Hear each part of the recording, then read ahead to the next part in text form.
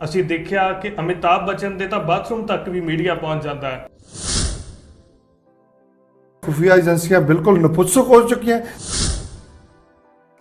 ਸਰਕਾਰ ਕਹਿ ਰਹੀ ਹੈ ਕਿ ਅਸੀਂ ਕਰਦੇ ਹਾਂ, ਲੇਕਿन ਇਹਦੇ 'ਚ ਸਿਆਸੀ ਰੋਟੀਆਂ ਵੀ ਸੇਕੀਆਂ ਜਾ ਰਹੀਆਂ। शब्दावली यही वरत सकदा भी उन्होंने अपनी अकल का दवाला कढ़िया है। ਜਿੰਨੀ ਮਾਲਵਾ ਬੈਲਟ ਹੈ ਉਹਨੂੰ ਦੁਬਾਰਾ ਤੋਂ ਕੈਂਸਰ ਤੇ ਕਾਲਾ ਪੀਲੀਆ ਮੁੜ ਤੋਂ ਮਿਲਣ ਜਾ ਰਿਹਾ। उन्होंने घर वाले भी कुछ इलाज अमेरिका जाके 3-3 करोड़ का होया बिल कैप्टन साहब पास कर रहे हैं। ਸਤਿ ਸ਼੍ਰੀ ਅਕਾਲ, ਮੈਂ ਹਾਂ ਸੁਖਜੀਤ ਸਿੰਘ ਤੇ ਤੁਸੀਂ ਦੇਖ ਰਹੇ ਹੋ ਪ੍ਰਾਈਮ ਪੰਜਾਬੀ ਟੀਵੀ ਯੂਕੇ। ਖਬਰ ਹਰ ਰੋਜ਼ ਬਣਦੀ ਹੈ। ਕਈ ਵਾਰ ਮੀਡੀਆ ਦੇ ਵੱਲੋਂ ਬਿਲਕੁਲ ਛੋਟੀ ਜੀ ਖਬਰ ਨੂੰ ਬਹੁਤ ਵੱਡਾ ਬਣਾ ਕੇ ਪੇਸ਼ ਕੀਤਾ ਜਾਂਦਾ ਹੈ ਤੇ ਕਈ ਵਾਰ ਬਹੁਤ ਮਹੱਤਵਪੂਰਨ ਖਬਰ ਨੂੰ ਬਿਲਕੁਲ ਵੀ ਥਾਂ ਨਹੀਂ ਦਿੱਤੀ ਜਾਂਦੀ ਜਾਂ ਫਿਰ ਬੇਮਾਇਨਾ ਬਣਾ ਕੇ ਪੇਸ਼ ਕੀਤਾ ਜਾਂਦਾ ਹੈ। ਉਦਾਹਰਨ ਦੇ ਤੌਰ ਤੇ ਅਸੀਂ ਦੇਖਿਆ ਕਿ ਅਮਿਤਾਭ ਬੱਚਨ ਦੇ ਤਾਂ ਬਾਥਰੂਮ ਤੱਕ ਵੀ ਮੀਡੀਆ ਪਹੁੰਚ ਜਾਂਦਾ ਹੈ, ਲੇਕਿਨ ਉਹੀ ਮੀਡੀਆ ਜਦੋਂ ਮਹਿੰਗਾਈ ਵੱਧਦੀ ਹੈ, ਜਦੋਂ ਸਬਜ਼ੀਆਂ ਦੇ ਰੇਟ ਵੱਧਦੇ ਨੇ ਤਾਂ ਉਹ ਅਫਸਰਾਂ ਦੀਆਂ ਘਰ ਵਾਲੀਆਂ ਦੀ ਇੰਟਰਵਿਊ ਕਰਦਾ। ਇਹ ਕਹਿਣਾ ਹੈ ਇੱਕ ਨਿੱਜੀ ਚੈਨਲ ਦੇ ਨਾਲ ਲੰਮਾ ਸਮਾਂ ਪੱਤਰਕਾਰੀ ਕਰਨ ਵਾਲੀ ਬੀਬੀ ਹਰਸ਼ਰਨ ਕੌਰ ਦਾ। ਤਾਂ ਅਸੀਂ ਕਰਾਂਗੇ ਪ੍ਰਾਈਮ ਪੰਜਾਬੀ ਟੀਵੀ ਤੇ ਖਬਰਾਂ ਦੀ ਮੁਕੰਮਲ ਚੀਰ-ਫਾੜ।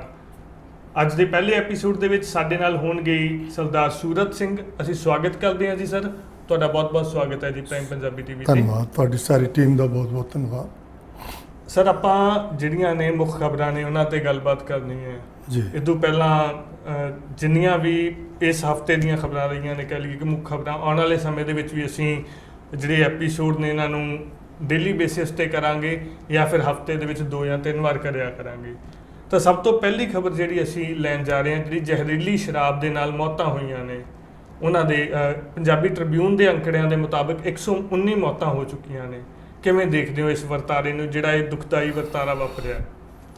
ਸੁਖਜੀਤ ਜੀ, ਵਰਤਾਰਾ ਤਾਂ ਇੰਨਾ ਦੁਖਦਾਈ ਹੈ ਕਿ ਘਰ ਦੇ ਵਿੱਚੋਂ ਇੱਕ ਮਨੁੱਖ ਚਲਾ ਜਾਵੇ ਤੇ ਘਰ ਦੀਆਂ ਕੰਧਾਂ ਹਿੱਲ ਜਾਂਦੀਆਂ। 119 ਲੋਕਾਂ ਦਾ ਅਣਆਈ ਮੌਤ ਚਲੇ ਜਾਣਾ ਇਹ ਕੋਈ ਛੋਟਾ ਜਿਹਾ ਵਰਤਾਰਾ ਨਹੀਂ, ਬਹੁਤ ਦੁਖਦਾਈ ਵਰਤਾਰਾ। ਔਰ ਇਹਦਾ ਜੇ ਪਿਛੋਕੜ ਦੇਖਿਆ ਜਾਵੇ ਤਾਂ ਇਹ ਕਿਤੇ ਨਾ ਕਿਤੇ ਜਾ ਕੇ ਅਕਸਰ ਹੀ ਰਾਜ ਕਰਦੀਆਂ ਧਿਰਾਂ ਦੇ ਨਾਲ ਜੁੜ ਜਾਂਦੀ ਗੱਲ ਜੀ। ਉਹ ਕਿਸ ਤਰ੍ਹਾਂ ਕਿ ਪਿੰਡ ਦੇ ਵਿੱਚ ਕੋਈ ਵੀ ਮਨੁੱਖ ਜਿਹੜਾ ਛੋਟੇ, ਜਿਹਨੂੰ ਅਸੀਂ ਛੋਟੇ ਸਮਗਲਰ ਮੰਨਦੇ ਹਾਂ ਜੀ, ਉਹ ਪੁਲਿਸ ਦੀ ਸਾਰੀ CID ਉਹਨਾਂ ਤੋਂ ਛੱਡੀ ਹੁੰਦੀ। ਉਹਨਾਂ ਨੂੰ ਪਤਾ ਹੁੰਦਾ ਪਿੰਡ ਦੇ ਵਿੱਚ ਕੌਣ ਸਮਗਲਰ ਕੌਣ ਹੈ। ਕੀ ਖਿਆਲ ਹੈ ਕਿ ਪੰਜਾਬ ਦੀਆਂ ਖੁਫੀਆ ਏਜੰਸੀਆਂ ਬਿਲਕੁਲ ਨਪੁੰਸਕ ਹੋ ਚੁੱਕੀਆਂ, ਜਿਨ੍ਹਾਂ ਨੂੰ ਇਹ ਨਹੀਂ ਪਤਾ ਲੱਗਦਾ ਕਿ ਇਹਨਾਂ ਦਾ ਕਰਤਾ ਧਰਤਾ, ਇਹਨਾਂ ਦਾ ਪਿੱਛੇ ਆਕਾ ਕੌਣ ਹੈ ਜੀ। ਉਹਨਾਂ ਨੂੰ ਆਕਾਂ ਬਾਰੇ ਪਤਾ ਹੈ ਜੀ। ਇਹ ਤੁਸੀਂ ਤੇ ਮੈਂ ਆਪਾਂ ਦਾ ਜਾਬਾਂ ਦਾ ਜਿੰਨਾ ਮਰਜ਼ੀ ਭੇੜ ਕਰ ਲਈਏ ਵੀ ਸ਼ਾਇਦ ਸਰਕਾਰ ਨੂੰ ਨਾ ਪਤਾ ਹੋਵੇ, ਨਹੀਂ, ਸਰਕਾਰਾਂ ਨੂੰ ਹਮੇਸ਼ਾ ਸਾਰੀ ਗੱਲ ਦਾ ਪਤਾ ਹੁੰਦਾ, ਪਰ ਕਈ ਵਾਰ ਉਹਨਾਂ ਦੇ ਆਪਣੇ ਹੀ ਕਰਤੇ ਧਰਤੇ ਅੱਗੇ ਲੱਗੇ ਹੁੰਦੇ ਆ, ਜਿਸ ਕਰਕੇ ਉਹਨਾਂ ਨੂੰ ਥੋੜਾ ਜਿਹਾ ਡਾਇਵਰਟ ਰੱਖਣਾ ਪੈਂਦਾ, ਆਪਣੇ ਆਪ ਨੂੰ ਧਿਆਨ ਪਾਸੇ ਦੇਣਾ ਪੈਂਦਾ ਜੀ। ਇਹਦੇ ਤੇ ਅੱਜ ਸਿਮਰਨਜੀਤ ਸਿੰਘ ਬੈਂਸ ਦੀ ਇੱਕ ਇੰਟਰਵਿਊ ਆਈ ਹੈ, ਉਹਨਾਂ ਨੇ ਇਹਨੂੰ ਰਾਣੇ ਗੁਰਜੀਤ ਦੇ ਨਾਲ ਵੀ ਜੋੜਿਆ ਕਿ ਜਿਹੜੀਆਂ ਸ਼ਰਾਬ ਦੀਆਂ ਬੋਤਲਾਂ ਨੇ ਉਹਨਾਂ ਦੇ ਉੱਪਰ ਜਿਹੜਾ ਮਾਰਕਾ ਲੱਗਿਆ ਉਹ ਰਾਣੇ ਗੁਰਜੀਤ ਦੀ ਫੈਕਟਰੀ ਦਾ ਮਾਰਕਾ ਆ। ਕਿਵੇਂ ਦੇਖਦੇ ਹੋ? ਹਾਲਾਂਕਿ ਉਹਨਾਂ ਨੇ ਜਿਹੜੇ ਹੋਰ ਲੋਕ ਨੇ, ਚਾਹੇ ਉਹ ਤਰਨਤਾਰਨ ਦਾ ਵਿਅਕਤੀ ਹੈ, ਚਾਹੇ ਲੁਧਿਆਣੇ ਦਾ, ਚਾਹੇ ਜਿਹੜਾ ਮੋਗੇ ਦਾ ਆ, ਉਹਨਾਂ ਦੇ ਵੀ ਰਾਜਸੀ ਲਿੰਕ ਦਾ ਖੁਲਾਸਾ ਕੀਤਾ ਹੈ। ਕਿਵੇਂ ਦੇਖਦੇ ਹੋ? ਮੈਂ ਤਾਂ ਤੁਹਾਨੂੰ ਪਹਿਲਾਂ ਹੀ ਜ਼ਿਕਰ ਕਰ ਗਿਆ ਜੀ ਵੀ ਕਦੇ ਵੀ ਐਡਾ ਵੱਡਾ ਜਿਹੜਾ ਸਮਗਲਿੰਗ ਦਾ ਧੰਦਾ ਹੈ, ਨੰਬਰ 2 ਦਾ ਧੰਦਾ ਹੈ, ਉਹ ਕਦੇ ਵੀ ਰਾਜਨੀਤਿਕ ਪੁਸ਼ਤਪਨਾਹੀ ਤੋਂ ਬਿਨਾਂ ਨਹੀਂ ਹੋ ਸਕਦਾ ਜੀ। ਔਰ ਜੇ ਮਾਨ ਸਾਹਿਬ ਜਾਂ ਕੋਈ ਹੋਰ ਵਿਅਕਤੀਗਤ ਇਸ ਗੱਲ ਦਾ ਖੁਲਾਸਾ ਕਰ ਗਿਆ ਤੇ ਆਪਾਂ ਨੂੰ ਉਸ ਪਾਸੇ ਜਾਣ ਦੀ ਬਜਾਏ ਆਪਾਂ ਨੂੰ ਪਹਿਲਾਂ ਦੁਖਾਂਤ ਕੇ ਵਾਪਰਿਆ ਜਿਹੜਾ ਉਹਦਾ ਬੁਰਾ ਮਨਾਉਣਾ ਚਾਹੀਦਾ ਸਾਨੂੰ ਸਾਰੇ ਸਮੂਹ ਪੰਜਾਬੀਆਂ ਜੀ। ਕਿਉਂਕਿ ਬਹੁਤ ਸਾਰੇ ਉਹ ਲੋਕ ਨੇ ਜਿਹੜੇ ਅੱਜ ਕਰੋਨੇ ਦੀ ਮਾਰ ਹੇਠ ਆਣ ਕੇ ਕੰਮ ਤੇ ਮਸਾ ਨਿਕਲੇ ਸੀ, ਪਰ ਉਹ ਲੇਬਰ ਕਲਾਸ ਚੋਂ ਸ਼ਰਾਬ ਪੀ ਕੇ ਮਾਰੇ ਗਏ। ਉਹਨਾਂ ਦਾ ਆਪਦਾ ਜਿਹੜਾ ਜ਼ਿੰਦਗੀ ਦਾ ਅਸਾਸਾ ਸੀਗਾ ਆਮਦਨ ਦਾ, ਉਹ ਪਰਿਵਾਰ ਦਾ ਖੁੱਸ ਗਿਆ। ਉਹ ਖੁੱਸਣ ਦੇ ਨਾਲ ਪਰਿਵਾਰ ਦੀ ਅਗਲੀ ਹਾਲਤ ਕੀ ਹੋਏਗੀ ਇਹ ਤਾਂ ਕੁਦਰਤ ਜਾਣਦੀ ਹੈ, ਪਰ ਦਿਸਦਾ ਹੈ ਕਿ ਮਾੜੇ ਹਾਲਾਤ ਆਉਣਗੇ ਉਹਨਾਂ ਦੇ ਬਾਰੇ ਚ। ਹੁਣ ਇਹ ਚਾਹੀਦਾ ਸੀਗਾ ਸਰ ਕਿ ਇਹਦੇ ਚੋਂ ਜਿਹੜੇ ਲੋਕ ਜ਼ਿੰਮੇਵਾਰ ਨੇ ਉਹਨਾਂ ਦੀ ਪਛਾਣ, ਚਲੋ ਸਰਕਾਰ ਕਹਿ ਰਹੀ ਹੈ ਕਿ ਅਸੀਂ ਕਰਦੇ ਹਾਂ, ਲੇਕਿਨ ਇਹਦੇ 'ਚ ਸਿਆਸੀ ਰੋਟੀਆਂ ਵੀ ਸੇਕੀਆਂ ਜਾ ਰਹੀਆਂ ਨੇ। ਅਸੀਂ ਦੇਖਿਆ ਕੁਝ ਬਿਆਨਬਾਜ਼ੀਆਂ ਨੂੰ, ਤੁਸੀਂ ਵੀ ਸੁਣੀਆਂ ਨੇ ਉਹ ਬਿਆਨਬਾਜ਼ੀਆਂ। ਆਪ ਦੇ ਸ਼ਾਹਕੋਟ ਦੇ ਲੀਡਰ ਦੇ ਵੱਲੋਂ ਇਹ ਕਿਹਾ ਗਿਆ ਕਿ ਉਹਨਾਂ ਨੂੰ ਸ਼ਹੀਦ ਦਾ ਦਰਜਾ ਦਿੱਤਾ ਜਾਵੇ, ਜਿਹੜੇ 119 ਲੋਕਾਂ ਦੀ ਹੁਣ ਤੱਕ ਮੌਤ ਹੋ ਚੁੱਕੀ ਹੈ। ਬੜੀ ਘਟੀਆ ਦਰਜੇ ਦੀ ਸਟੇਟਮੈਂਟ ਕਹਿ ਲਈਏ, ਔਰ ਦੂਜੀ ਆਮ ਆਦਮੀ ਪਾਰਟੀ ਦੇ ਵੱਲੋਂ ਹੀ ਇਹ ਮੰਗ ਕੀਤੀ ਗਈ, ਅਕਾਲੀ ਦਲ ਦੇ ਵੱਲੋਂ ਵੀ ਇਹ ਮੰਗ ਕੀਤੀ ਜਾਂਦੀ ਹੈ ਕਿ ਉਹਨਾਂ ਨੂੰ ਮੁਆਵਜ਼ਾ ਪਲੱਸ ਨੌਕਰੀ ਦਿੱਤੀ ਜਾਵੇ। ਮੁਆਵਜ਼ੇ ਤੱਕ ਠੀਕ ਹੈ, ਪੜ੍ਹੇ ਲਿਖੇ ਵਰਗ ਨੇ ਇਸ ਗੱਲ ਦਾ ਵਿਰੋਧ ਕੀਤਾ ਹੈ ਕਿ ਸ਼ਰਾਬ ਪੀ ਕੇ ਮਰਨ ਵਾਲਿਆਂ ਦੇ ਪਰਿਵਾਰਾਂ ਨੂੰ ਤੁਸੀਂ ਨੌਕਰੀ ਦੇ ਲਿਓ। ਹਾਲਾਂਕਿ ਦੁੱਖ ਸਾਂਝਾ ਆ ਸਭ ਦਾ, ਲੇਕਿਨ ਨੌਕਰੀ ਦੇਣ ਵਾਲੀ ਜਿਹੜੀ ਸਟੇਟਮੈਂਟ ਹੈ ਉਹਦੇ ਤੇ ਜਿਹੜਾ ਪੜ੍ਹਿਆ ਲਿਖਿਆ ਬੇਰੁਜ਼ਗਾਰ ਵਰਗ ਹੈ ਉਹਨਾਂ ਨੇ ਇਤਰਾਜ਼ ਜਤਾਇਆ। ਕਿਵੇਂ ਦੇਖ ਰਹੇ ਹੋ? ਇਸ ਗੱਲ ਦੇ ਤੁਹਾਡੇ ਇਸ ਸਵਾਲ ਦੇ ਦੋ ਪੱਖ ਹੋ ਗਏ। ਇੱਕ ਪੱਖ ਤਾਂ ਇਹ ਹੋ ਗਿਆ ਕਿ ਉਹਨਾਂ ਨੂੰ ਸ਼ਹੀਦ ਦਾ ਦਰਜਾ ਦਿੱਤਾ ਜਾਵੇ, ਦੂਸਰਾ ਆ ਗਿਆ ਉਹਨਾਂ ਦੀ ਆਰਥਿਕਤਾ ਨਾਲ ਜੁੜ ਕੇ ਉਹਦੇ ਪਰਿਵਾਰ ਦੇ ਕਿ ਉਹਨਾਂ ਨੂੰ ਨੌਕਰੀ ਦਿੱਤੀ ਜਾਵੇ। ਜੀ, ਇਹ ਦੋਨਾਂ ਨੂੰ ਆਪਾਂ ਵੱਖਰੇ ਵੱਖਰੇ ਢੰਗ ਨਾਲ ਦੇਖੀਏ। ਜੀ ਜੀ ਜਿੱਥੋਂ ਤੱਕ ਤਾਂ ਸ਼ਾਹਕੋਟ ਦੀ ਆਮ ਆਦਮੀ ਪਾਰਟੀ ਨੇ ਜੋ ਡਿਮਾਂਡ ਰੱਖੀ, ਜੀ ਔਰ ਪੰਜਾਬੀ ਜਾਗਰਣ ਦੇ ਵਿੱਚ ਮੈਂ ਵੀ ਪੜ੍ਹਿਆ, ਜੀ ਕਮਾਲ ਦੀ ਹੈ। ਇਹ ਤਾਂ ਮੈਂ ਸਮਝਦਾ ਵੀ ਮੈਂ ਸ਼ਬਦਾਵਲੀ ਇਹੀ ਵਰਤ ਸਕਦਾ ਵੀ ਉਹਨਾਂ ਨੇ ਆਪਣੀ ਅਕਲ ਦਾ ਦਿਵਾਲਾ ਕੱਢਿਆ। ਜੀ ਇਹ ਠੀਕ ਹੈ, ਦੁੱਖ ਹੈ ਮਾਰੇ ਗਏ ਵਿਅਕਤੀਆਂ ਦੇ ਨਾਲ, ਉਹਨਾਂ ਲਈ ਤੁਸੀਂ ਮੰਗ ਕਰ ਸਕਦੇ ਹੋ ਆਰਥਿਕਤਾ ਦੀ ਵੀ ਤੁਸੀਂ 2 ਲੱਖ ਦੀ ਬਜਾਏ 4 ਲੱਖ ਪਰਿਵਾਰ ਨੂੰ ਦਿਓ, 10 ਲੱਖ ਦਿਓ, ਗੱਲ ਕੁਝ ਸਮਝ ਪੈਂਦੀ ਹੈ। ਪਰ ਜਦੋਂ ਤੁਸੀਂ ਸ਼ਹੀਦ ਦਾ ਦਰਜਾ ਕਿਸ ਪੱਖ ਤੋਂ ਉਹਨਾਂ ਨੂੰ ਸ਼ਹੀਦ ਦਾ ਪੱਖ ਦਰਜਾ ਦੋਨੇ ਹੋ, ਜੀ ਜੀ ਨਾ ਤਾਂ ਦੇਸ਼ ਦੀ ਸਰਹੱਦ ਦੇ ਉੱਤੇ ਇਹ ਲੜਾਈ ਸੀ, ਜੀ ਨਾ ਹੀ ਕੋਈ ਧਾਰਮਿਕ ਮੁੱਦੇ ਦੇ ਉੱਤੇ ਇਹ ਲੜਾਈ ਸੀ, ਜੀ ਨਾ ਹੀ ਇੱਕ ਸਮਾਜਿਕ ਮੁੱਦੇ ਦੇ ਉੱਤੇ ਲੜਾਈ ਸੀ। ਇਵਨ ਇਹ ਕਹਿ ਲਈਏ ਸ਼ਹੀਦ ਸ਼ਬਦ ਦੀ ਤੋਹੀਨ ਕੀਤੀ ਹੈ। ਮੈਂ ਇਹ ਸਮਝਦਾ ਜੀ ਕਿ ਮੈਂ ਤੋਹੀਨ ਤਾਂ ਮੰਨਣਾ ਵੀ ਜਿਉਂ ਉਹਨਾਂ ਸੱਜਣਾ ਦੀ ਅਕਲ ਦਾ ਲੈਵਲ ਸਾਹਮਣੇ ਆ ਗਿਆ ਕਿ ਉਹਨਾਂ ਨੇ ਆਪਣਾ ਦਿਵਾਲੀਆਪਨ ਜ਼ਾਹਰ ਕਰ ਦਿੱਤਾ ਕਿ ਉਹਨਾਂ ਕੋਲ ਉਹਨਾਂ ਦੀ ਜਿਹੜੀ ਸੋਚ ਹੈ ਇੱਥੇ ਹੀ ਖੜੀ ਹੈ। ਜੀ ਜਾਂ ਇੰਜ ਕਹਿ ਲਓ ਕਿ ਸੁਰਖੀਆਂ ਦੇ ਵਿੱਚ ਆਉਣ ਲਈ, ਅਖਬਾਰਾਂ ਦੀਆਂ ਸੁਰਖੀਆਂ ਦੇ ਵਿੱਚ ਆਉਣ ਲਈ ਇੱਕਦਮ ਇਹੋ ਜਿਹੀ ਸਟੇਟਮੈਂਟ ਦੇ ਦਿਓ ਵੀ ਜਿਹਦੇ ਨਾਲ ਸਾਰੀਆਂ ਖਬਰਾਂ ਜਿਹੜੀਆਂ ਉਹ ਤੁਹਾਨੂੰ ਤੁਹਾਡੇ ਵੱਲ ਖਿੱਚੀਆਂ ਜਾਣ। ਪਰ ਮੈਂ ਕਹਿੰਦਾ ਵੀ ਇਹ ਤਾਂ ਪੱਖ ਜਿਹੜਾ ਸਰ ਆਮ ਆਦਮੀ ਪਾਰਟੀ ਦੇ ਰਤਨ ਸਿੰਘ ਹੋਰਾਂ ਨੇ ਕੀਤਾ ਨਾ, ਸ਼ਹੀਦ ਦੇ ਦਰਜਾ ਦੇਣ ਵਾਲੀ ਮੰਗ ਕੀਤੀ ਹੈ, ਇਹ ਬਹੁਤ ਨੀਵੇਂ ਪੱਧਰ ਦੀ ਗੱਲ ਹੈ, ਬੜੇ ਹੀ ਨੀਵੇਂ ਪੱਧਰ ਦੀ ਗੱਲ ਹੈ। ਰਹੀ ਗੱਲ ਦੂਸਰਾ ਪੱਖ ਉਹਨਾਂ ਪਰਿਵਾਰਾਂ ਨੂੰ ਆਰਥਿਕ ਤੌਰ ਤੇ ਮਦਦ ਦੇਣੀ, ਜੀ ਵੇਖੋ ਇਹਦੇ 'ਚ ਕੋਈ ਸ਼ੱਕ ਨਹੀਂ ਕਿ ਕੋਈ ਵੀ ਮਨੁੱਖ ਆਪਣੇ ਤੌਰ ਤੇ ਇਹ ਸੁਸਾਈਡ ਦਾ ਕੇਸ ਨਹੀਂ ਹੈ ਜੀ, ਇਹ ਸਮੂਹਕ ਮੌਤਾਂ ਦਾ ਕੇਸ ਹੈ। ਜੀ ਔਰ ਸਮੂਹਕ ਮੌਤਾਂ ਹੋਈਆਂ ਇੱਕ ਅਲਕੋਹਲ ਦੇ ਨਾਲ। ਜੀ ਸਾਨੂੰ ਇਹ ਮੰਗ ਕਰਨੀ ਚਾਹੀਦੀ ਹੈ ਕਿ ਅਲਕੋਹਲ ਦੇ ਉਹ ਵਪਾਰੀ, ਜੀ ਅਲਕੋਹਲ ਦੇ ਉਹ ਵਪਾਰੀਆਂ ਦੇ ਨਾਲ ਪੁਲਿਸ ਦਾ ਜੋ ਗੱਠਜੋੜ, ਜੀ ਪੁਲਿਸ ਦੇ ਨਾਲ ਜੋ ਸਿਆਸਤੀਆਂ ਦਾ ਗੱਠਜੋੜ, ਜੀ ਉਹਨਾਂ ਦੇ ਉੱਤੇ ਇੱਕ ਨਿਰਪੱਖ ਤੇਜ਼ੀ ਨਾਲ ਜਾਂਚ ਹੋ ਕੇ ਉਹਨਾਂ ਸਾਰਿਆਂ ਨੂੰ ਇਸ ਜਾਂਚ ਦੇ ਘੇਰੇ 'ਚ ਲੈ ਕੇ ਸਾਰੇ ਦੋਸ਼ੀਆਂ ਨੂੰ ਸਲਾਖਾਂ ਦੇ ਪਿੱਛੇ ਕਾਨੂੰਨ ਜੀ ਸਜ਼ਾ ਦੇਵੇ। ਜੀ ਗੱਲ ਮੰਨਣ ਚਾਹੁੰਦੀ ਹੈ। ਦੂਸਰਾ ਪੱਖ ਕਿ ਵੱਧ ਤੋਂ ਵੱਧ ਉਹਨਾਂ ਪਰਿਵਾਰਾਂ ਨੂੰ ਜਿਹੜੇ ਅੱਜ ਵਿਚਾਰੇ ਅਨਾਥ ਹੋ ਚੁੱਕੇ ਆ, ਉਹਨਾਂ ਨੂੰ ਪੰਜਾਬ ਸਰਕਾਰ 2-4 ਲੱਖ ਦੀ ਜਿੰਨੀਆਂ ਵੀ ਕੋਈ ਡਿਮਾਂਡ ਕਰਦਾ ਕਰ ਸਕਦੀ ਹੈ, ਉਹਨਾਂ ਕਰ ਸਕਦੀ ਹੈ, ਜੀ। ਪਰ ਉਹਦਾ ਵੀ ਇੱਕ ਲੈਵਲ ਹੁੰਦਾ ਹੈ। ਜੀ ਇਹ ਨਹੀਂ ਕਿ ਅਸੀਂ 2 ਚੀਜ਼ਾਂ ਕਰ ਰਹੇ ਹਾਂ ਕਿ ਉਹਨਾਂ ਨੂੰ ਜੀ ਮੁਆਵਜ਼ਾ ਵੀ ਦਿਓ ਔਰ ਉਹਨਾਂ ਦੇ ਪਰਿਵਾਰ ਦੇ ਵਿੱਚ ਇੱਕ ਨੌਕਰੀ ਸਰਕਾਰ। ਜੀ ਜਦੋਂ ਕੋਈ ਇਹ ਲੀਡਰ ਸਰਕਾਰੀ ਨੌਕਰੀ ਦੀ ਮੰਗ ਕਰਦਾ ਹੈ ਨਾ, ਤੇ ਮੈਨੂੰ ਵੀ ਹਾਸਾ ਆਉਂਦਾ। ਉਹ ਇਸ ਲਈ ਨਹੀਂ ਕਿ ਸਰਕਾਰੀ ਨੌਕਰੀ ਮੰਗਣਾ ਗਲਤ ਹੈ, ਪਰ ਇਹ ਮੰਗ ਵੀ ਸਰ ਨਹੀਂ। ਜਿੱਦਰ ਕੌਰ ਨੇ ਕੀਤੀ ਹੈ, ਜਿਹੜੀ ਖੁਦ ਪ੍ਰੋਫੈਸਰ ਰਹਿ ਚੁੱਕੀ ਹੈ। ਮੈਂ ਬੇਨਤੀ ਉਹੀ ਕਰਨ ਲੱਗਾ ਕਿ ਤੁਸੀਂ ਬੀਬਾ ਜੀ ਜਿਹੜੀ ਮੰਗ ਕੀਤੀ ਹੈ ਵੀ ਉਹਨਾਂ ਨੂੰ ਨੌਕਰੀ ਦਿਓ, ਨੌਕਰੀ ਤਾਂ ਤੁਸੀਂ ਪੜ੍ਹੇ ਲਿਖਿਆਂ ਨੂੰ ਨਹੀਂ ਦੇ ਸਕੇ, ਜਿਹੜੇ ਅੱਜ ਵੀ ਹੱਥਾਂ 'ਚ ਡਿਗਰੀਆਂ ਲੈ ਕੇ ਤੁਰੇ ਫਿਰਦੇ ਨੇ, ਜੀ ਉਹਨਾਂ ਨੂੰ ਤਾਂ ਤੁਸੀਂ ਨੌਕਰੀ ਦਵਾ ਨਹੀਂ ਸਕੇ। ਜੀ ਤੇ ਹੁਣ ਮਾਫ ਕਰਨਾ, ਬੜਾ ਛੋਟੀ ਜੀ ਗੱਲ ਆ ਗਈ। ਹੁਣ ਜਿਹੜੇ ਸ਼ਰਾਬ ਪੀ ਕੇ ਵਿਚਾਰੇ ਮੌਤ ਦੇ ਮੂੰਹ 'ਚ ਪੈ ਗਏ ਆ, ਉਹਨਾਂ ਦੇ ਪਰਿਵਾਰਾਂ ਨੂੰ ਤੁਸੀਂ ਨੌਕਰੀਆਂ ਦਵਾਓਗੇ। ਜੀ ਔਰ ਤੁਹਾਡੀਆਂ ਸਰਕਾਰਾਂ ਜਿਨ੍ਹਾਂ ਦੇ ਖਿਲਾਫ ਤੁਸੀਂ ਅਜੇ ਪੂਰਾ ਲੜਨ ਲਈ ਤਿਆਰ ਨਹੀਂ, ਸਿਰਫ ਸਿਸਟਮ ਦੇ ਉੱਤੇ ਕਾਬਜ਼ ਹੋਣ ਲਈ ਤਿਆਰ ਹੋ।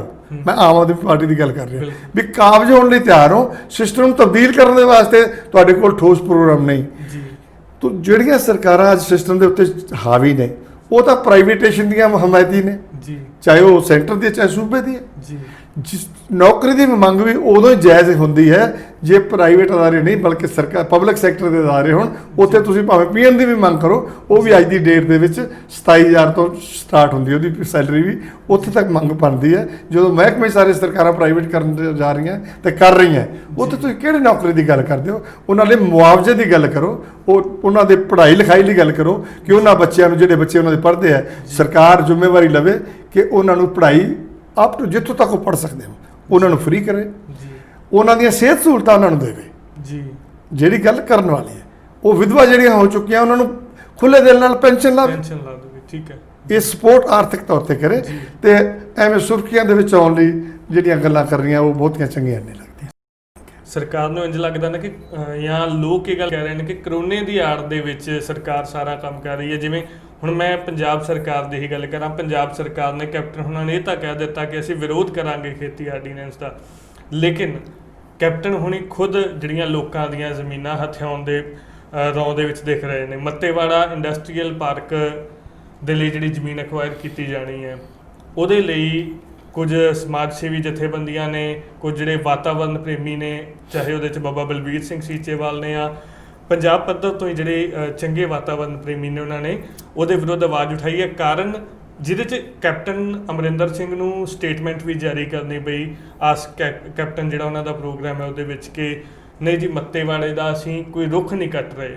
ਲੇਕਿਨ ਜਿਹੜਾ ਇਸ਼ੂ ਹੈ ਸਰ ਉੱਥੇ ਉਹ ਇਹ ਹੈ ਕਿ ਜਿਹੜੀਆਂ ਜਥੇਬੰਦੀਆਂ ਜਾਂ ਜਿਹੜੇ ਲੋਕ ਵਿਰੋਧ ਕਰ ਰਹੇ ਨੇ ਕਿ ਇੱਕ ਤਾਂ ਇਹ ਕਿ ਸਤਲੁਜ ਦੇ ਕੰਢੇ ਲਾਈ ਜਾ ਰਹੀ ਹੈ, ਕੱਲ੍ਹ ਨੂੰ ਡਾਇੰਗ ਇੰਡਸਟਰੀ ਜਿਹੜੀ ਹੈ ਉਹਦਾ ਸਭ ਤੋਂ ਵੱਡਾ ਭਰਮ ਹੈ ਕਿ ਜੇ ਡਾਇੰਗ ਇੰਡਸਟਰੀ ਲੱਗਦੀ ਹੈ ਤਾਂ ਸਾਨੂੰ ਇੱਕ ਹੋਰ ਬੁੱਢਾ ਨਾਲਾ ਮਿਲੇਗਾ। ਇੱਕ ਹੋਰ ਬੁੱਢਾ ਨਾਲਾ ਮਿਲਦਾ ਤਾਂ ਪੰਜਾਬ ਦੇ ਜਿੰਨੀ ਮਾਲਵਾ ਬੈਲਟ ਹੈ ਉਹਨੂੰ ਦੁਬਾਰਾ ਤੋਂ ਕੈਂਸਰ ਤੇ ਕਾਲਾ ਪੀਲੀਆ ਮੁੜ ਤੋਂ ਮਿਲਣ ਜਾ ਰਿਹਾ। ਕਿਵੇਂ ਦੇਖਦੇ ਹੋ? ਇਹਦੇ 'ਚ ਕੋਈ ਸ਼ੱਕ ਨਹੀਂ ਕਿ ਇੰਡਸਟਰੀ ਸਾਡੀ ਸਟੇਟ ਵਾਸਤੇ ਲੱਗਣੀ ਬਹੁਤ ਜ਼ਰੂਰੀ ਹੈ, ਕਿਉਂਕਿ ਬੇਰੁਜ਼ਗਾਰੀ ਨੂੰ ਜੇ ਠੱਲ ਪਾਉਣੀ ਹੈ ਤੇ ਹੈਵੀ ਇੰਡਸਟਰੀਆਂ ਸਟੇਟ 'ਚ ਲੱਗਣੀਆਂ ਚਾਹੀਦੀਆਂ ਜੀ। ਪਰ ਉਹ ਲੱਗਣ ਕਿੱਥੇ ਜੀ, ਲੋਕੇਸ਼ਨ ਕਿਹੜੀ ਹੋਵੇ ਜੀ। ਸਾਡੇ ਕੋਲ ਬਹੁਤ ਸਾਰਾ ਫਾਜ਼ਿਲਕਾ ਤੇ ਅਬੋਹਰ ਦਾ ਉਹ ਏਰੀਆ ਹੈਗਾ ਜਿਨ੍ਹਾਂ ਦਾ ਥੱਲੇ ਪਾਣੀ ਜਿਹੜਾ ਹੈ ਉਹ ਲੂਣ ਵਾਲਾ ਹੈ ਜੀ, ਪਾਣੀ ਖਾਰਾ ਹੈ ਜੀ, ਚੰਗਾ ਨਹੀਂ। ਇੱਕ ਜਿੱਥੇ ਜ਼ਰਖੇਜ਼ ਪੈਲੀ ਹੈ, ਜਿੱਥੇ ਪਾਣੀ ਚੰਗਾ ਹੈ, ਉੱਥੇ ਹੀ ਕਿਉਂ ਅਸੀਂ ਇੰਡਸਟਰੀ ਦੇ ਉੱਤੇ ਪ੍ਰੈਫਰ ਕਰ ਰਹੇ ਹਾਂ? ਜੀ। ਕੈਪਟਨ ਸਾਹਿਬ ਨੂੰ ਇਸ ਫੈਸਲੇ ਨੂੰ ਆਪਦਾ ਰੀਕਨਸਾਈਲ ਕਰਨਾ ਚਾਹੀਦਾ, ਦੁਬਾਰਾ ਸੋਚਣਾ ਚਾਹੀਦਾ। ਔਰ ਜਿੱਥੋਂ ਤੱਕ ਰਹੀ ਗੱਲ ਡਾਇੰਗ ਇੰਡਸਟਰੀ ਦੀ, ਜੀ, ਬੁੱਢਾ ਨਾਲੇ ਨੇ ਅੱਜ ਤੱਕ ਜੋ ਸਾਡਾ ਨੁਕਸਾਨ ਪੰਜਾਬ ਦਾ ਹੋਇਆ ਹੈ, ਜੀ, ਲੁਧਿਆਣੇ ਸ਼ਹਿਰ ਦਾ ਜਿੰਨਾ ਪਾਣੀ ਇੰਡਸਟਰੀਆਂ ਦਾ ਉਹਦੇ 'ਚ ਸਿੱਧੇ ਰੂਪ ਵਿੱਚ ਪਿਆ ਜਾਂਦਾ ਜੀ। ਔਰ ਤੁਹਾਡੇ ਇਸ ਜਿਹੜੀ ਹੈਗੀ ਬੈਲਟ, ਜਿੰਨੀ ਦਰਿਆਈ ਬੈਲਟ ਹੈ, ਇਹਦੇ ਨੇੜ ਪਾਣੀ ਸਾਰਾ ਪ੍ਰਦੂਸ਼ਣ ਹੋ ਚੁੱਕਾ ਹੈ ਜੀ। ਔਰ ਉਸ ਪ੍ਰਦੂਸ਼ਿਤ ਪਾਣੀ ਦੇ ਵਿੱਚ ਤੁਹਾਡੇ ਜਿਹੜੇ ਬਹੁਤ ਵੱਡਾ ਸਰੋਤ ਸੀ ਮੱਛੀ, ਜੀ, ਉਹ ਵੀ ਮਰ ਚੁੱਕੀ ਹੈ। ਜੀ। ਪੰਜਾਬ ਸਰਕਾਰ ਹੈ ਕਿਉਂ ਨਹੀਂ ਸੋਚਦੀ ਕਿ ਜੇ ਅਸੀਂ ਇਹ ਪ੍ਰਦੂਸ਼ਣ ਨੂੰ ਘਟਾਉਣਾ ਹੈ ਤੇ ਸਾਨੂੰ ਇਹ ਇੰਡਸਟਰੀ ਬਜਾਏ ਮੱਤੇਵਾੜਾ ਦੇ ਜੀ, ਪੰਜਾਬ ਦੀ ਪੱਛਮ ਉਸ ਏਰੀਏ 'ਚ ਲੈ ਜਾਣੀ ਚਾਹੀਦੀ ਜਿੱਥੇ ਪਾਣੀ ਆਲਰੇਡੀ ਮਾੜਾ ਹੈ ਤੇ ਉਹਨਾਂ ਲੋਕਾਂ ਨੂੰ ਰੁਜ਼ਗਾਰ ਵੀ ਮਿਲੇਗਾ ਜਿੱਥੋਂ ਆਮਦਨ ਨਹੀਂ ਹੋ ਰਹੀ। ਜਿਹੜੇ ਲੋਕਾਂ ਨੇ ਵਿਰੋਧ ਕੀਤਾ ਨਾ, ਉਹ ਕਹਿੰਦੇ ਅਸੀਂ ਉਦਯੋਗੀਕਰਨ ਦੇ ਵਿਰੋਧੀ ਨਹੀਂ ਆ, ਅਸੀਂ ਇਸ ਗੱਲ ਦਾ ਵਿਰੋਧ ਨਹੀਂ ਕਰਦੇ। ਤੁਸੀਂ ਆਈਟੀ ਪਾਰਕ ਲੈ ਆਓ, ਆਈਟੀ ਪਾਰਕ ਲਿਆਉਣ ਦੀ ਗੱਲ ਸੁਖਬੀਰ ਨੇ ਵੀ ਕੀਤੀ ਸੀ, ਕੈਪਟਨ ਨੇ ਵੀ ਕੀਤੀ ਹੈ, ਲੇਕਿਨ ਆਇਆ ਨਹੀਂ। ਤੁਸੀਂ ਸੈਮਸੰਗ ਲਿਆਓ, ਤੁਸੀਂ ਗੂਗਲ ਲਿਆਓ, ਅਸੀਂ ਵਿਰੋਧ ਨਹੀਂ ਕਰਦੇ। ਮਸਲਨ ਇਹ ਹੈ ਕਿ ਅਮਰੀਕਾ ਪੂਰੇ ਦੇ ਵਿੱਚ ਡਾਇੰਗ ਇੰਡਸਟਰੀ ਨਹੀਂ ਹੈਗੀ, ਕੱਪੜੇ ਬਾਹਰੋਂ ਜਿਹੜਾ ਇੰਪੋਰਟ ਕਰਦਾ ਆ। ਤੁਸੀਂ ਪੰਜਾਬ ਨੂੰ ਕੈਂਸਰ ਵੰਡ ਕੇ ਸਰਕਾਰ ਦਾ ਘਰ ਥੋੜ੍ਹਾ ਬਹੁਤਾ ਭਰ ਰਹੇ ਹੋ, ਜਾਂ ਆਪਣੀਆਂ ਜਿਹੜੀਆਂ ਨੇ ਦੋਸਤੀਆਂ ਨੇ, ਆਪਣੀਆਂ ਯਾਰੀਆਂ ਨੇ, ਉਹ ਪਾਲ ਰਹੇ ਹੋ।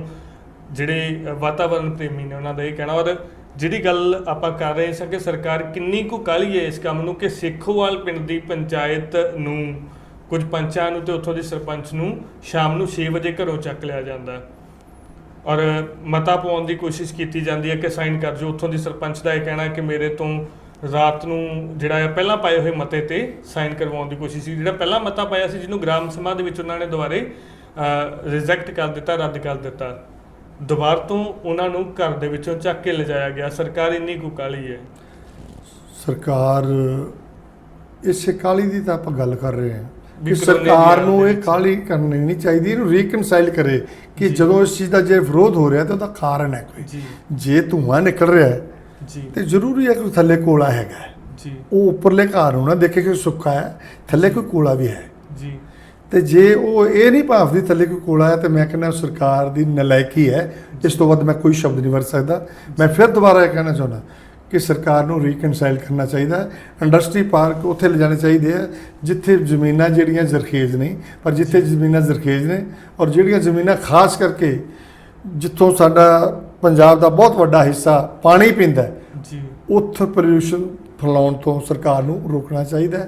ਨਹੀਂ ਇਸ ਪਾਰਕ ਨੂੰ ਮਾਨਤਾ ਦੇਣੀ ਚਾਹੀਦੀ, ਇਸ ਪਾਰਕ ਨੂੰ ਇੱਥੋਂ ਸ਼ਿਫਟ ਕਰਨਾ ਚਾਹੀਦਾ ਜੀ। ਕਿਉਂਕਿ ਇਹਦੇ ਨਾਲ ਇੱਕ ਦੋ ਪੁਆਇੰਟ ਮੈਂ ਐਡ ਕਰਕੇ ਅਗਲੀ ਖਬਰ ਤੇ ਜਾਣਾ। ਲੋਕਾਂ ਦਾ ਇਹਦੇ ਤੇ ਇਹ ਰਾਏ ਵੀ ਹੈਗੀ ਕਿ ਡੈਮੋਗ੍ਰਾਫਿਕ ਚੇਂਜ ਜਿਹੜੇ ਨੇ ਉਹ ਵੀ ਆਉਣਗੇ ਖਿੱਤੇ ਦੇ ਵਿੱਚ। ਕੱਲ ਨੂੰ ਸਾਨੂੰ ਜਿਸ ਤਰੀਕੇ ਨਾਲ ਤੁਸੀਂ ਇਜ਼ਰਾਈਲ ਦੀ ਗੱਲ ਕਰੋ ਨਾ, ਇਜ਼ਰਾਈਲ ਕੇਵ ਆਊਟ ਹੀ ਮਾਈਗ੍ਰੇਸ਼ਨ ਬੇਸ ਤੇ ਹੋਇਆ, ਤਾਂ ਇੱਥੋਂ ਦੀ ਮਾਈਗ੍ਰੇਸ਼ਨ ਦੇ ਬੇਸ ਤੇ ਡੈਮੋਗ੍ਰਾਫਿਕ ਚੇਂਜ ਜਿਹੜੇ ਵੱਡੇ ਨੇ। ਤੁਸੀਂ ਸਾਹਨੇਵਾਲ ਦੀ ਪਾਪੂਲੇਸ਼ਨ ਦੇਖ ਲਓ, ਸਾਹਨੇਵਾਲ ਦਾ ਜਿਹੜਾ ਹੁਣ ਕਹਿ ਲਓ ਕਿ ਰਿਪਰੈਜ਼ੈਂਟੇਟਿਵ ਬਣਦਾ ਇਲੈਕਟਡ, ਉਹ ਕਿਤੇ ਨਾ ਕਿਤੇ ਉਹ ਲੋਕ ਡਿਸਾਈਡ ਕਰਦੇ ਨੇ ਜਿਹੜੇ ਮਾਈਗ੍ਰੇਟਡ ਹੋਏ ਨੇ। ਤਾਂ ਇਸ ਨੂੰ ਲੈ ਕੇ ਵੀ ਚੰਗੀ ਚਿੰਤਾ ਲੋਕਾਂ ਨੇ ਕੀਤੀ ਹੈ, ਜਿਹੜੀਆਂ ਵਾਤਾਵਰਣ ਪ੍ਰੇਮੀ ਜਥੇਬੰਦੀਆਂ ਨੇ।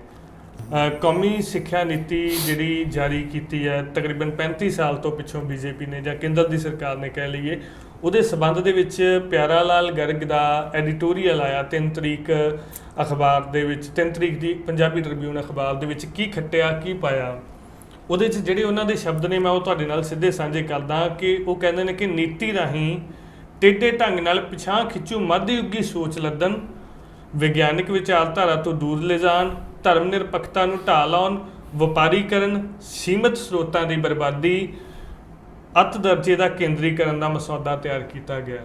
ਇਹ ਕਹਿਣਾ ਪਿਆਰੇ ਲਾਲ ਗਰਗ ਦਾ। ਉਦੋਂ ਇਲਾਵਾ ਉਹਨਾਂ ਨੇ ਇਹ ਕਿਹਾ ਹੈ ਕਿ RSS ਦੀ ਸਿੱਧੀ ਦਖਲਅੰਦਾਜ਼ੀ ਜਿਹੜੀ ਹੈ ਉਹ ਇਸ ਨੀਤੀ ਨੂੰ ਤਿਆਰ ਕਰਨ ਦੇ ਵਿੱਚ ਵੀ ਤੇ ਬਾਅਦ ਦੇ ਵਿੱਚ ਵੀ, ਜਿਵੇਂ ਜਿਹੜਾ ਸਵੈ ਵਲੰਟੀਅਰ ਟੀਚਰ ਦੀ ਗੱਲ ਕੀਤੀ ਹੈ ਉਹਨਾਂ ਨੇ, ਕਿ ਉਹ ਸਵੈ ਵਲੰਟੀਅਰ ਟੀਚਰ ਕੌਣ ਹੋਣਗੇ, ਉਹ ਇਹਨਾਂ ਦੇ ਹੋਣਗੇ।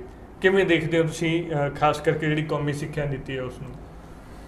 ਪਿਆਰਾ ਲਾਲ ਗਰਗ ਹੋਰਾਂ ਦੇ ਬਿਆਨ ਨੂੰ ਜੇ ਇਨ ਬਿਨ ਸਹੀ ਮੰਨਿਆ ਜਾਵੇ ਤਾਂ ਮੈਂ 100% ਨਹੀਂ, ਮੈਂ 101% ਉਹਨਾਂ ਨਾਲ ਸਹਿਮਤ ਹਾਂ ਜੀ, ਕਿਉਂਕਿ ਉਹਨਾਂ ਦੀ ਗੱਲ ਕੋਈ ਵੀ ਕੱਟਣ ਵਾਲੀ ਨਹੀਂ ਜੀ। ਹਰ ਇੱਕ ਨੁਕਤਾ ਉਹਨਾਂ ਨੇ ਬੜੇ ਘੋਖ ਕੇ, ਕਿਉਂਕਿ ਕਾਫੀ ਲੰਬੇ ਸਮੇਂ ਤੋਂ ਸਿੱਖਿਆ ਨੀਤੀ ਨਾਲ ਜੁੜੇ ਹੋਏ ਨੇ ਜੀ, ਸਿੱਖਿਆ ਮਾਹਰ ਨੇ ਪ੍ਰੈਕਟੀਕਲੀ ਜੀ, ਉਹ ਪ੍ਰੈਕਟੀਕਲੀ ਮਾਹਰ ਨੇ। ਇੱਕ ਤਾਂ ਸਿਰਫ ਕਿਤਾਬੀ ਕੀੜਾ ਹੁੰਦਾ ਨਾ, ਉਹ ਪ੍ਰੈਕਟੀਕਲੀ ਹੈ ਜੀ। ਔਰ ਸੱਚ ਇਹ ਹੈ ਕਿ ਜਿਹੜੀ ਉਹਨਾਂ ਨੇ ਇਹ ਇਸ਼ਾਰਾ ਕੀਤਾ ਹੈ ਕਿ ਇਹ ਸਾਰਾ RSS ਦੇ ਇਸ਼ਾਰੇ ਤੇ ਕੋਈ ਸ਼ੱਕ ਹੀ ਨਹੀਂ ਇਹਦੇ 'ਚ। ਜੀ, ਤੁਸੀਂ ਇਹ ਸਿਲੇਬਸ ਨਵਾਂ ਜਿਹੜਾ ਦੇਖੋਗੇ ਜੀ, ਉਹਦੇ ਵਿੱਚ ਤੁਹਾਨੂੰ ਕਿਸੇ ਵੀ ਦੇਸ਼ ਭਗਤ ਦੀ ਜਿਹੜੀ ਜੀਵਨੀ ਹੈ ਉਹ ਨਹੀਂ ਮਿਲਦੀ, ਜਿਹੜਾ ਜਿਨ੍ਹਾਂ ਨੇ ਦੇਸ਼ ਆਜ਼ਾਦ ਕਰਾਇਆ। ਜੀ, ਮਿਸਾਲ ਦੇ ਤੌਰ ਤੇ ਸੁਭਾਸ਼ ਚੰਦਰ ਬੋਸ, ਜੀ, ਮਿਸਾਲ ਦੇ ਤੌਰ ਤੇ ਸ਼ਹੀਦ ਊਧਮ ਸਿੰਘ, ਜੀ, ਭਗਤ ਸਿੰਘ, ਚੰਦਰ ਸ਼ੇਖਰ ਆਜ਼ਾਦ, ਜੀ।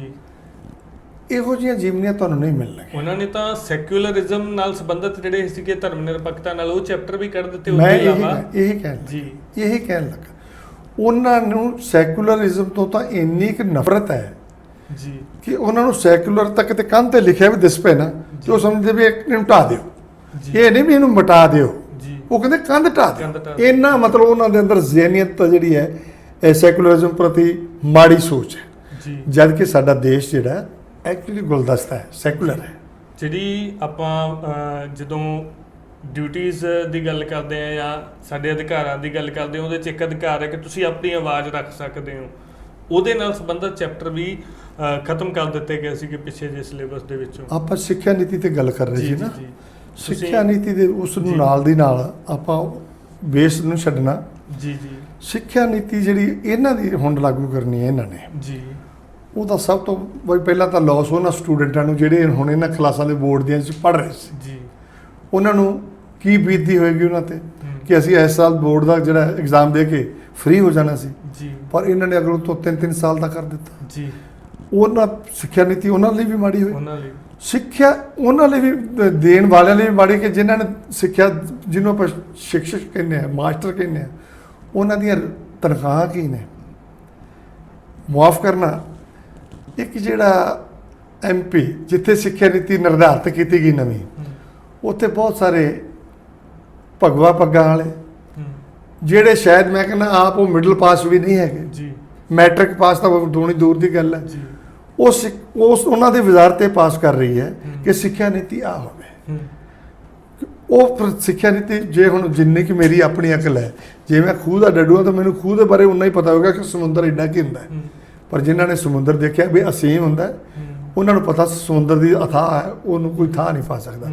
ਇਹ ਵਾਪਸ ਮੋੜ ਕੇ ਸਾਨੂੰ 17ਵੀਂ ਸਦੀ ਵੱਲ ਲਿਜਾਣ ਵਾਲੀ ਸਿੱਖਿਆ ਹੈ ਕਿ ਇਹਨਾਂ ਲੋਕਾਂ ਨੂੰ ਇੱਕ ਇਹੋ ਜਿਹੀ ਜ਼ਿਹਨੀਅਤ ਪੈਦਾ ਕਰ ਦਿਓ ਕਿ ਤੁਸੀਂ ਜਿਸ ਤਰ੍ਹਾਂ ਪਹਿਲੋਂ ਸੀ ਉੱਥੇ ਆਣ ਕੇ ਖੜ ਜਾਓ।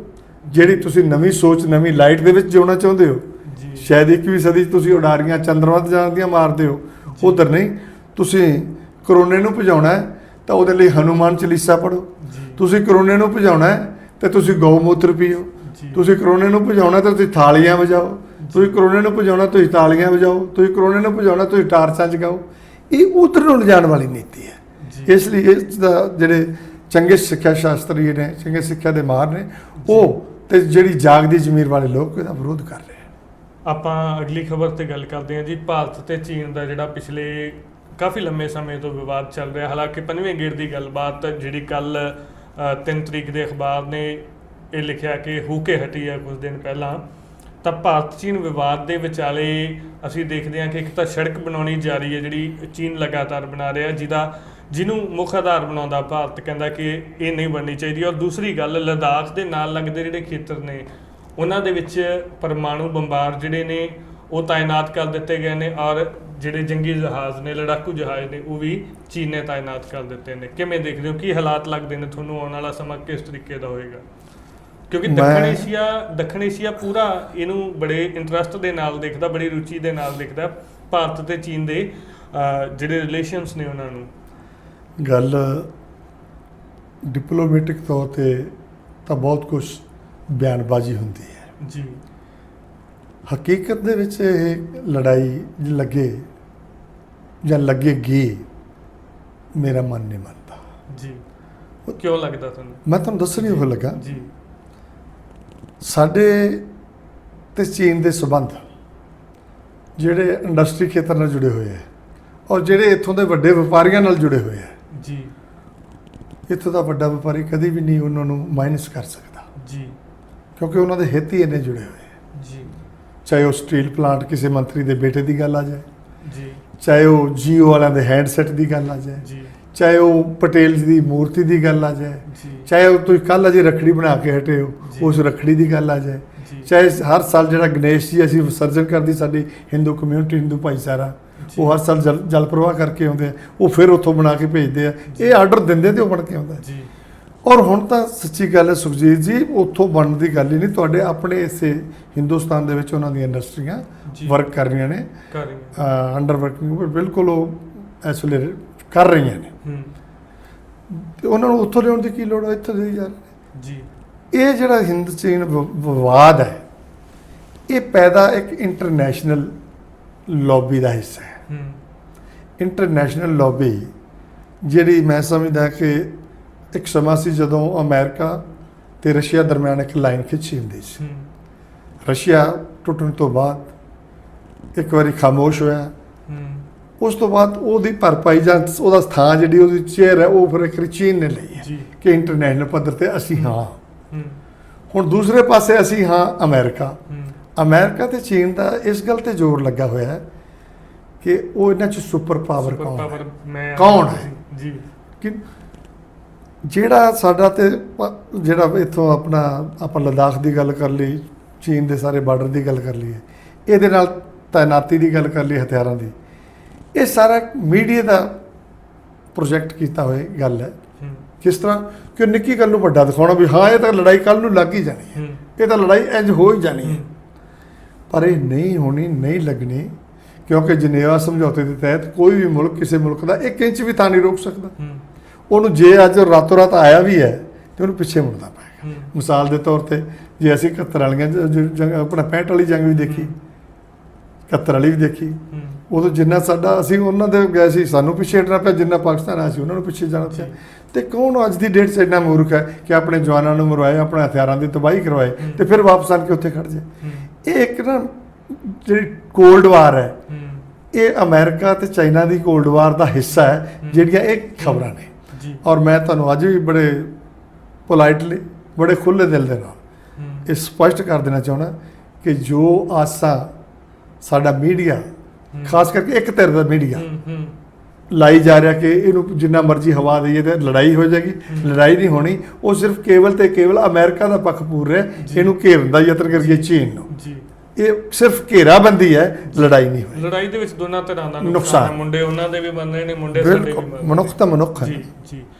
ਅਗਲੀ ਖਬਰ ਤੇ ਗੱਲ ਕਰਦੇ ਹਾਂ ਜੀ। ਕੱਲ ਇੱਕ ਬਿਆਨ ਆਇਆ ਪੰਜਾਬ ਸਰਕਾਰ ਦਾ, ਹਾਲਾਂਕਿ ਇਹ ਜ਼ੁਬਾਨੀ ਕਲਾਮੀ ਬਿਆਨ ਆ। ਅਜੇ ਤੱਕ 3 ਲੱਖ ਦੇ ਕਰੀਬ ਮੁਲਾਜ਼ਮਾਂ ਦੀ ਤਨਖਾਹ ਜਿਹੜੀ ਆ ਉਹ ਪੰਜਾਬ ਸਰਕਾਰ ਨੇ ਰੋਕਣ ਦਾ ਫਰਮਾਨ ਜਾਰੀ ਕੀਤਾ ਆ। ਹਾਲਾਂਕਿ ਉਹਦੇ 'ਚ ਇਹ ਕਿਹਾ ਕਿ ਜਿਹੜੇ ਦਰਜਾ 4 ਨੇ ਉਹਨਾਂ ਨੂੰ ਤਨਖਾਹ ਮਿਲੇਗੀ, ਪਰ ਇੱਥੇ ਇੱਕ ਸਵਾਲ ਵੱਡਾ ਇਹ ਪੈਦਾ ਹੁੰਦਾ ਕਿ ਜਿਹੜੇ ਪ੍ਰੋਬੇਸ਼ਨ ਤੇ ਨੇ, ਜਿਨ੍ਹਾਂ ਦੀ ਤਨਖਾਹ ਦਰਜਾ 4 ਤੋਂ ਤਕਰੀਬਨ, ਜਿਹੜੇ ਦਰਜਾ 4 ਪੱਕੇ ਮੁਲਾਜ਼ਮ ਨੇ ਉਹਨਾਂ ਤੋਂ ਤਕਰੀਬਨ ਚੌਥਾ ਹਿੱਸਾ ਵੀ ਨਹੀਂ ਹੈਗੀ, ਜਾਂ ਜਿਹੜੇ ਉੱਕਾ ਪੁੱਖਾ ਤਨਖਾਹ ਤੇ ਕੰਮ ਕਰ ਰਹੇ ਨੇ, ਜਾਂ ਜਿਹੜੇ ਕੱਚੇ ਕਾਮੇ ਨੇ, ਉਹ ਕਿੱਥੇ ਜਾਣਗੇ? ਉਹਨਾਂ ਦੇ ਬਾਰੇ ਸਰਕਾਰ ਨੇ ਕੁਝ ਨਹੀਂ ਸੋਚਿਆ। ਕਿਵੇਂ ਦੇਖਦੇ ਹੋ ਸਰਕਾਰ ਦੇ ਇਸ ਫਰਮਾਨ ਨੂੰ? ਗੱਲ ਇਹ ਹੈ ਸੁਖਜੀਤ ਜੀ, ਸਰਕਾਰਾਂ ਦੇ ਫੈਸਲੇ ਬਹੁਤੀ ਵਾਰ ਜ਼ਿਆਦਾਤਰ ਅਕਸਰ ਲੋਕ ਵਿਰੋਧੀ ਫੈਸਲੇ ਹੀ ਹੁੰਦੇ ਆ। ਉਹਨਾਂ ਨੇ ਕਿਸੇ ਨਾ ਕਿਸੇ ਢੰਗ ਨਾਲ ਇਸ ਗੱਲ ਨੂੰ ਦੇਖਣਾ ਹੈ ਕਿ ਅਸੀਂ ਆਪਣਾ ਲਾਈਫ ਪੀਰੀਅਡ ਜਿਹੜਾ ਕਿਵੇਂ ਵਧਾਈਏ। ਉਹ ਆਪਣਾ ਟਾਈਮ ਪੀਰੀਅਡ ਜਿਹੜਾ ਉਹਨੂੰ ਵਧਾਉਣ ਵਾਸਤੇ ਸਾਰੇ ਇਹੋ ਜਿਹੀਆਂ ਗੱਲਾਂ ਕਰਦੇ ਨੇ। ਹੁਣ ਜੇ ਖਜ਼ਾਨੇ ਦੀ ਗੱਲ ਕਰਨ, ਵੀ ਅਕਸਰ ਖਜ਼ਾਨੇ 'ਚ ਪੈਸਾ ਹੋਵੇ ਤੇ ਸਾਰਿਆਂ ਨੂੰ ਮਿਲਣਾ ਚਾਹੀਦਾ, ਕਿਉਂ ਨਾ ਮਿਲੇ? ਮੈਂ ਇਸ ਤੋਂ ਉਲਟ ਇੱਕ ਗੱਲ ਕਰਕੇ ਦੱਸਾਂ, ਖਜ਼ਾਨਾ ਭਰਨ ਦਾ ਸਾਡੀ ਸਰਕਾਰ ਨੇ ਕੀ ਪ੍ਰਬੰਧ ਕੀਤਾ? ਪ੍ਰਬੰਧ ਤਾਂ ਤੁਸੀਂ ਖਜ਼ਾਨਾ ਭਰਨ ਦਾ ਕਰੋ, ਫਿਰ ਖਰਚਣ ਦਾ ਕਰੋ। ਹੁਣ ਤੁਸੀਂ ਮੁਲਾਜ਼ਮਾਂ ਨੂੰ, ਜਿਹੜੇ ਵਿਚਾਰੇ ਉੱਕਾ ਪੁੱਕਾ ਵਾਲੇ ਮੁਲਾਜ਼ਮ 10,000 ਦੇ ਉੱਤੇ ਭਰਤੀ 15,000 ਤੇ ਗਏ, ਉਹਨਾਂ ਨੂੰ ਤਾਂ ਤੁਸੀਂ ਪੇ ਨਹੀਂ ਦੇ ਰਹੇ।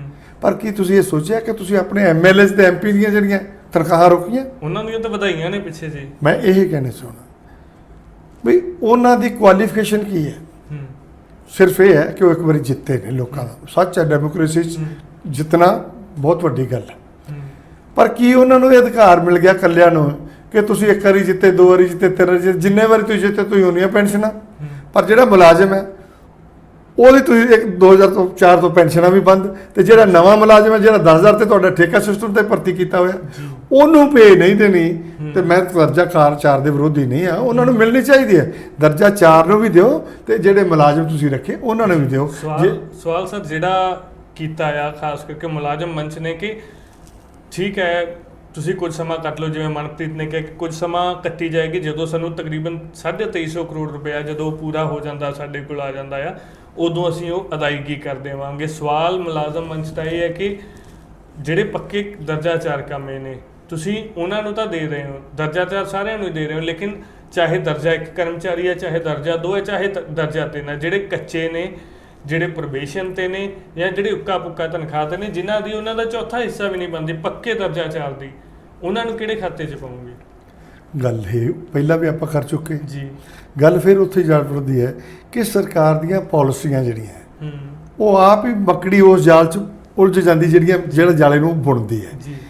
ਇਹਨਾਂ ਨੇ ਖਜ਼ਾਨਾ ਭਰਨ ਦੀ ਨਹੀਂ ਸੋਚੀ ਜੀ। ਜੇ ਤੁਸੀਂ ਖਜ਼ਾਨਾ ਵੇਖੋ, ਘਰ ਦੇ ਵਿੱਚ ਜੇ ਤੁਸੀਂ ਆਟਾ ਤੇ ਸਬਜ਼ੀ ਬਾਹਰੋਂ ਨਹੀਂ ਨਾ ਲਿਆਉਂਦੇ, ਤੁਸੀਂ ਆਟਾ ਵੀ ਨਹੀਂ ਲਿਆਂਦਾ, ਤੁਸੀਂ ਸਬਜ਼ੀ ਵੀ ਨਹੀਂ ਲੈਂਦੇ, ਘਰੇ ਆਣ ਕੇ ਤੁਸੀਂ ਘਰ ਵਾਲੇ ਨੂੰ ਕਹੋ ਵੀ ਤੂੰ ਰੋਟੀਆਂ ਪਕਾ, ਸਬਜ਼ੀ ਲਿਆ, ਕਿੱਥੋਂ ਲਿਆਓਗੇ ਜੇ ਤੁਸੀਂ ਲਿਆ ਕੇ ਕੁਝ ਨਹੀਂ ਦਿੱਤਾ?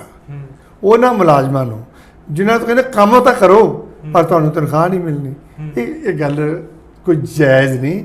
ਇਹ ਗੱਲ ਮੰਨਣਾ ਪਏਗਾ ਕਿ ਬੜੀ ਕ੍ਰਿਸ਼ਲ ਜੀ ਗੱਲ ਹੈ।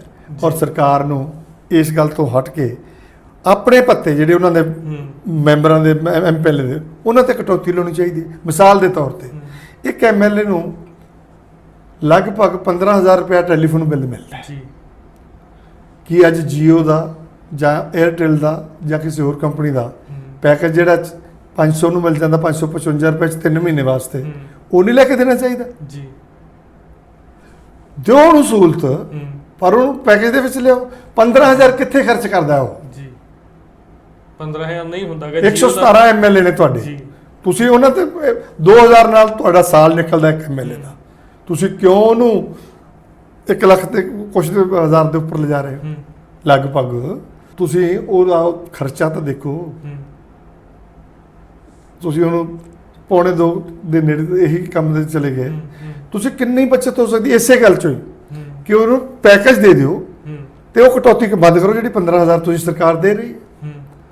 ਇਸੇ ਤਰ੍ਹਾਂ ਉਹਨਾਂ ਨੂੰ ਇਹ ਵੀ ਕਿਹਾ ਗਿਆ ਜਿਹੜੇ ਉਹਨਾਂ ਦੇ ਆਸਰਿਤ ਨੇ 3 ਬੱਚੇ, ਉਹਨਾਂ ਦਾ ਮੈਡੀਕਲ ਵੀ ਸਰਕਾਰ ਕਰੇਗੀ। ਮੇਰੇ ਰੱਬਾ, ਬੜਾ ਦੁੱਖ ਹੁੰਦਾ ਹੈ ਕਿ ਸਾਡੇ ਵਾਸਤੇ ਤਾਂ ਕਹਿੰਦੇ ਖਜ਼ਾਨਾ ਖਾਲੀ ਹੈ, ਤੇ ਜਿਹੜੇ ਪਿਛਲੇ ਜੋ ਫੋਲ ਗਏ, ਇੱਕ ਮੰਤਰੀ ਸਾਡਾ ਸੀ ਚੀਫ ਰਿਹਾ ਸਟੇਟ ਦਾ ਮੁੱਖ ਮੰਤਰੀ, ਹੂੰ ਉਹਨਾਂ ਨੂੰ ਤੇ ਉਹਨਾਂ ਦੇ ਘਰ ਵਾਲੇ ਨੂੰ ਵੀ ਕੁਛ ਇਲਾਜ ਅਮਰੀਕਾ ਜਾ ਕੇ 3-3 ਕਰੋੜ ਦਾ ਹੋਇਆ। ਹੂੰ ਬਿੱਲ ਕੈਪਟਨ ਸਾਹਿਬ ਪਾਸ ਕਰ ਰਹੇ ਨੇ, ਉਹ ਵੀ ਉਸੇ ਖਜ਼ਾਨੇ 'ਚੋਂ ਦੇ ਰਹੇ ਨੇ ਜਿਸ ਖਜ਼ਾਨੇ ਦਾ ਖਾਲੀ ਹੋਣ ਦੀ ਦੁਹਾਈ ਮੁਲਾਜ਼ਮਾਂ ਨੂੰ ਪਾਈ ਜਾ ਰਹੀ ਹੈ। ਔਰ ਸਾਡੀ ਇੱਕ ਹਾਸੇ ਵਾਲੀ ਗੱਲ ਹੈ ਕਿ ਭੱਠਲ ਸਾਹਿਬ ਨੂੰ ਕਹਿੰਦੇ ਖੰਘ ਹੋਈ ਸੀ, ਉਹਨਾਂ ਦੀ 1 ਕਰੋੜ ਤੇ 12 ਲੱਖ 'ਚ ਉਹਨਾਂ ਦੀ ਹਟੀ ਸੀ ਜੀ। ਇਹ ਦੱਸੋ ਇੰਨੇ ਨੇ ਖਰਚ ਆਉਂਦੇ ਕਿੱਥੇ ਆ? ਇੱਕ ਮਹਿੰਦਰ ਕੌਰ ਜੋਸ਼ ਦਾ 50,000 ਦੇ ਵਿੱਚ ਘਰਾੜਿਆਂ ਦਾ ਇਲਾਜ ਕੀਤਾ ਗਿਆ। ਇਹਦਾ ਬੀਬੀ ਦਾ ਆਪਣਾ ਜਿਹੜਾ ਪੱਠਲ ਦਾ ਜੀ ਪੱਠਲ ਦਾ ਘਰਾੜਿਆਂ ਦਾ ਇਲਾਜ ਹੋਇਆ, ਜੀ। ਬੀਬੀ ਦਾ ਇੰਨੇ 'ਚ ਇੱਕ ਦੰਦ ਲੱਗਿਆ। ਜੀ ਬੀਬੀ ਜਿਹੜੀ ਜੋਸ਼ ਹੈ ਉਹਨਾਂ ਦਾ ਇੱਕ ਦੰਦ ਲੱਗਿਆ, ਜੋ ਪ੍ਰਿੰਟ ਮੀਡੀਆ ਦੇ ਵਿੱਚ ਸਾਹਮਣੇ ਗੱਲ ਆਈ ਹੈ। ਇਹ ਗੱਲ ਲੁਕੀ ਛਿਪੀ ਨਹੀਂ ਕਿ ਬਹੁਤ ਹੀ ਅਨਨੈਸੈਸਰੀ ਜਿਹੜੇ ਖਰਚੇ ਜਿਹੜੇ ਹੈ, ਜੀ ਗੈਰ ਜ਼ਰੂਰੀ ਖਰਚੇ ਹੈ, ਉਹ ਸਾਡੇ ਵਿਧਾਨਕਾਰਾਂ ਨੂੰ ਮਿਲ ਰਹੇ ਆ। ਉਹ ਖਰਚੇ ਘਟਾਏ ਜਾ ਸਕਦੇ ਆ। ਮਿਸਾਲ ਦੇ ਤੌਰ ਤੇ ਜੇ ਉੱਥੇ ਉਹਨਾਂ ਨੂੰ ਰੋਟੀ ਮਿਲ ਸਕਦੀ ਹੈ ਇੱਕ MLA ਹੋਸਟਲ ਦੇ ਵਿੱਚ, ਤੇ ਬਾਹਰ ਵੀ ਉਸ ਪੈਟਰਨ ਦੇ ਉੱਤੇ ਉਹਨਾਂ ਨੂੰ ਕਿਉਂ ਨਹੀਂ ਪਤਾ ਦਿੱਤਾ ਜਾਂਦਾ? ਬਾਹਰ ਆਣ ਕੇ ਕਿਉਂ ਵਧਾ ਦਿੱਤਾ ਜਾਂਦਾ? ਕਾਰ ਦਾ, ਖੜੀ ਕਾਰ ਦਾ, ਫਿਰ ਉਹਦੇ PA ਦਾ, PA ਤੁਹਾਡੇ ਰੂਮ ਦਾ, ਜਿਹੜਾ ਤੁਹਾਡਾ ਆਪਣਾ, ਤੁਸੀਂ ਸੇਵਾ ਭਾਵਨਾ ਲਈ ਆਏ ਹੋ, ਤੁਹਾਡਾ ਆਪਣਾ ਘਰ ਜਿਹੜਾ ਉਹ ਤੁਸੀਂ ਉਹਦੇ ਵਿੱਚ ਰਹਿੰਦੇ ਨਹੀਂ, ਤੁਸੀਂ ਉਹਦੇ ਕਮਰੇ ਦੇ ਵਿੱਚ ਦਫ਼ਤਰ ਨਹੀਂ ਦੇ ਸਕਦੇ ਲੋਕਾਂ ਨੂੰ? ਕਿਉਂ ਤੁਸੀਂ ਖਰਚੇ ਇੰਨੇ ਅਨਸੈਸਰੀ ਪਏ? ਅਗਰ ਪੰਜਾਬ ਸਰਕਾਰ ਆਪਣੇ ਖਰਚਿਆਂ ਤੇ ਉੱਤੇ ਕੰਟਰੋਲ ਕਰ ਲੈ, ਜਿਹੜਾ ਨਾ ਪਿਛਲੀ ਸਰਕਾਰ ਨੇ ਕੀਤਾ ਨਾ ਇਹ ਕਰ ਰਹੀ ਹੈ, ਜੇ ਇਹਨਾਂ ਤੇ ਖਰਚ ਕਰ ਲਵੇ ਤੇ ਮੈਂ ਕਹਿੰਦਾ ਕਿ ਮੁਲਾਜ਼ਮਾਂ ਦੇ ਵਾਸਤੇ ਤਨਖਾਹ ਦਾ ਰਸਤਾ ਖੁੱਲ੍ਹਦਾ ਹੈ, ਮਿਲਦਾ ਹੈ। ਜੀ ਸੋ ਆਪਾਂ ਕਾਫੀ ਮੁੱਦਿਆਂ ਤੇ ਸਰ ਗੱਲ ਕੀਤੀ ਹੈ ਜੀ।